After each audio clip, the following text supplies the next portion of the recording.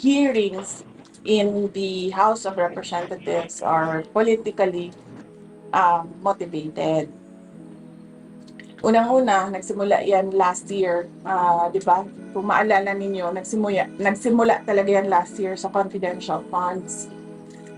May meeting na nangyari with the Makabayan Bloc, and hindi naman tinago yon. Pinost naman sa social media, Makabayan Bloc and Speaker Martin Romualdez. Then they started attacking the budget of the Office of the Vice President. When in fact, pag-submit ng budget na yan, pag-submit ng depart ng office ng budget, nasa NEP na yan siya. Ibig sabihin, pag nasa NEP siya, in-approve na siya ng President because that NEP is the submission of the President to Congress of his proposed budget. So, pagkatapos ng meeting nila, nag-hearing na sila noong budget and lumabas, nang nag-hearing sila ng budget ng Commission on Audit, lumabas ang AOM, Audit Observation Memorandum ng COA. In a span of 4 days, lumabas yung kasunod na AOM. So para bang para bang meron silang collusion noon na dito natin aatakihin, ito yung gagawin natin. So lumabas nga yung AOM, sinagot naman namin yung mga AOM because we fully respect the mandate of COA to audit funds, no? So sinagot namin, tapos ang sumunod nun ay nasagot namin. Nagkaroon kami ng notice of suspension.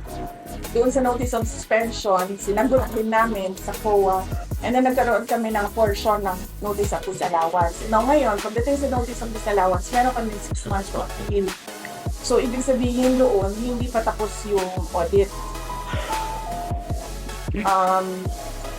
Tapos, noong budget hearing na for calendar year 2025, nakita ninyo, ako na lang yung mag-isa na pumunta doon. Kasi sinabihan na ako ng mga kaibigan ko sa loob ng House of Representatives na walang budget hearing na mangyayari. Gagawin lang nila, atakihin kanila sa confidential funds. So, ang ginawa namin, binitawan namin yung budget namin. Sinabi namin sa Congress, since you have the power of the purse, then you can do whatever you want with the budget. Kung gusto niyo bawasan, go ahead. Kung gusto niyo dagdagan, go ahead. Bahala kayo. Anyway, makakatrabaho pa naman kami. Kung ano yung maiwan, yun yung gagamitin namin para magtrabaho. So, yun. So, they started attacking me in the budget hearing. Hindi nila magawa. Kasi nga, binitawan na namin yung budget. Sinabi namin sa inyo na yan. Ang ginawa nila, what they cannot do in the budget hearing, they created a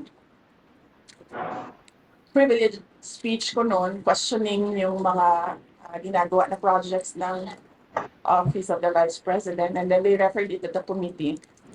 And then the committee did the hearings doon sa privileged speech ni Congressman Valeriano, was it? So, ngayon, pagdating naman doon, kung makikita mo, wala namang nakamention na confidential funds sa privileged speech ni Valeriano, pero lahat ng tanong nila doon sa hearing nila ay patungkol sa confidential funds. So, noong una, pumunta ako doon, sinabi ko sa kanila na ang ginagawa ninyo ay fault finding. Naghahanap kayo ng mali kasi wala kayong makita, naghahanap kayo ng mali para makapaggawa kayo ng impeachment. Sinasabi nila, siya lang naman nagsasabi ng impeachment, hindi mo kami nagsasabi. Hindi. As early as November last year, nag-announce na si Franz Castro, nagsabi na siya na we are talking about impeachment. Ang problema sa kanila kasi wala talaga silang evidence of wrongdoing. That is why pinipilit talaga nila na maghanap ng katiwalian, kumbaga, dyan sa mga hearings nila na hanggang ngayon, hindi pa rin nila nakukuha.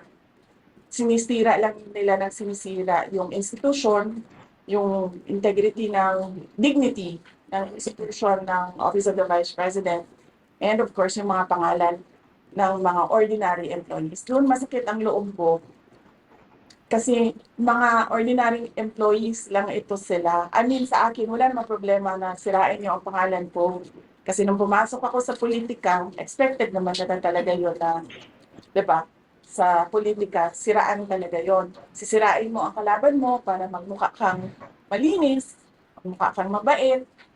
Ganun ang usual na strategy ng mga politicians. So, walang problema sa akin.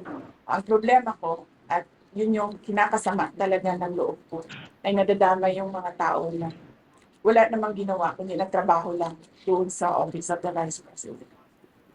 So, yes, it's politically motivated, ma'am. Kasi,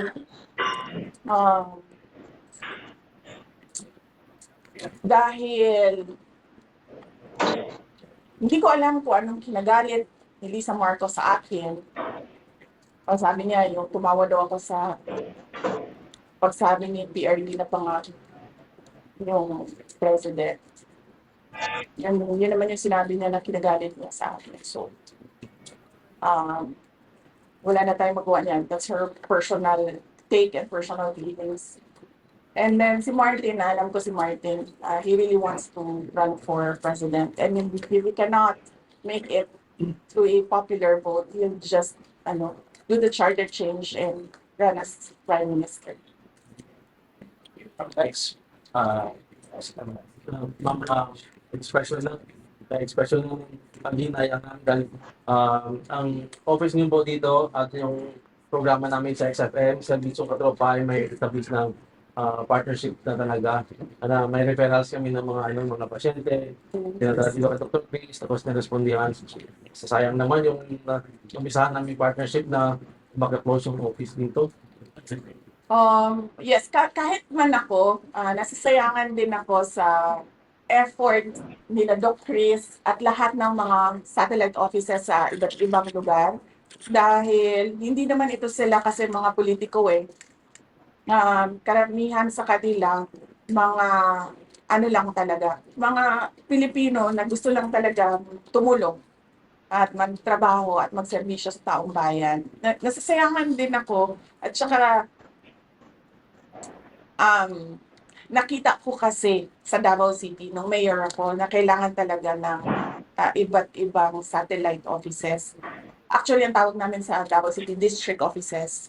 Divided into 11 districts in Davao City. One district office per district. Political district, we call it. Nakikita ko kasi madami talagang mga tao na pag hindi malapit yung access nila sa government services, wala na rin sila talagang initiative na pumunta kung nasaan yung sentro.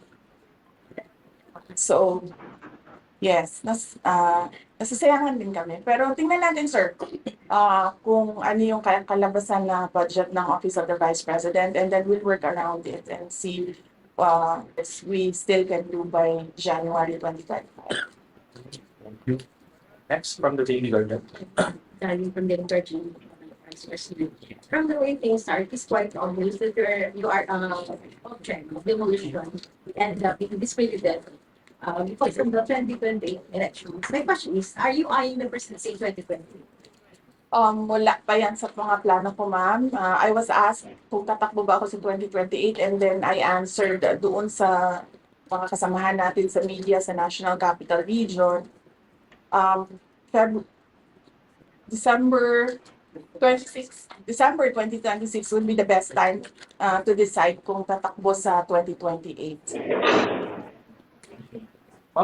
There's a follow-up from the OVP media. Ang sabi po ni Deputy Speaker Suarez, bakit daw pare-parehas yung mga travel order na bakit pare-pareho na may travel order lahat ng mga officials ng OVP yung sinusulpina on the day of the hearing? Ang accusation niya daw, mayroong malicious intent na ipag-issue ng travel order. That is not true. In-explain ko na kanina, no? Walang mali siya yan. Meron kaming OVP anniversary sa November, 89th anniversary sa November 15. Lahat kami, tulad kami ni JC, nandito kami ngayon to discuss OVP anniversary for Panay and Negros Island. So, merong isa pumunta ng Cebu at merong isa his trip was not for a anniversary. Ang trip niya is to Caraga, preparing for possible typhoon sa December. Kasi usually Mindanao, December yung bagyo sa Mindanao. Experience namin doon. Even nung mayor ako, nakadalawang bagyo ako. December lagi ang Mindanao na bagyo. And then the other two, yes, Thanksgiving ang kanila. Yung isa Bukidnon ng area.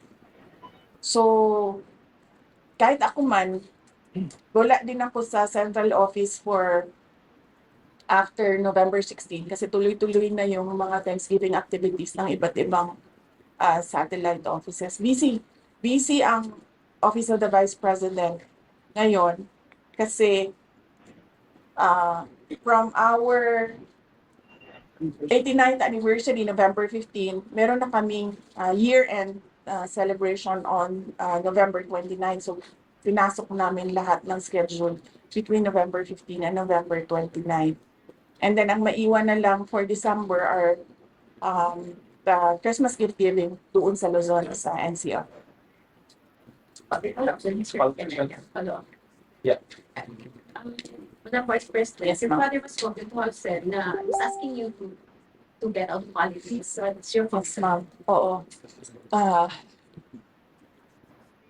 Pagkatapos niya ako sinabi na tumakbo akong mayor, tumakbo akong vice mayor, sabihan niya ako na, darating tayo doon, ma'am. Darating din tayo doon na hindi na ako sasali sa politics. Ako man, gusto ko din. Ang problema ko is that I need to answer to 32.2 million Filipinos na who gave their trust and confidence for me to become the vice president of everyone, hindi lang 32.2 million. Darating din tayo doon na hindi na ako sasali sa politika. But buhay kasi natin, hindi natin alam kung anong mangyayari bukas. We can only plan. But it's always God's purpose that shall prevail. So, plano lang tayo ng plano, ma'am. Pero magtiwala din tayo sa Diyos. Follow-up kayo, sir. Congratulations. Ma'am, yung speaking of former President Duterte, yung reaction po ninyo or yung your take po ninyo na nag-refuse sa pag-attend na hearing na pinatawag sa kanya. Sa Quadcom, no? Well, that is his prerogative. Hindi ko alam kung bakit hindi siya umattend sa invitation ng hearing ng Quadcom. But kung ano yung desisyon niya, tulad ng sinabi ko kanina, kung ano yung desisyon ng mga OVP personnel, doon lang din ako susuporta. Mahirap kasi sabihan ng tao, umattend ka or wag ka umattend. Kasi siya yung uupo doon siya yung sasagot doon. Hindi naman ako, hindi naman ibang tao. So, kung ano yung desisyon nila, suportahan ko lang.